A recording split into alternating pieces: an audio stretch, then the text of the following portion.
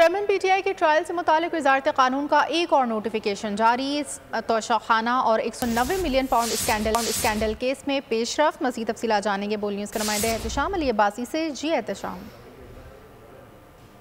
Chairman PTI के trial के हवाले से वज़ारत कानून ने एक और नोटिफिकेशन जारी कर दिया। चेयरमैन पीटीआई के खिलाफ तोशाखाना और 190 मिलियन पाउंड स्कैंडल केस में अहम पेशरफ हुई है। एहतसाब अदालत के चेयरमैन पीटीआई का केसेस में ट्रायल करने की हदायत जारी की गई है। वज़ारत कानून और इंसाफ ने चेयरमैन पीटीआई का जेल ट्रायल के हवाले से नोटिफिकेशन जारी कर दिया है। एहतसाब अदालत अडयाला जेल में Toshakhana 190 million pound scandal case की समाअत करेगी। वाज़ेह करते चलूँ कि गुज़श्ता रोज़ की चेयरमैन पीटीआई के हवाले से एक बड़ा जो फैसला आया था, तो जो उनका पहले केस चल रहा था अडयाला जेल में, उसके हवाले से ये फैसला आया था कि वो दोबारा से अडयाला जेल में चलेगा।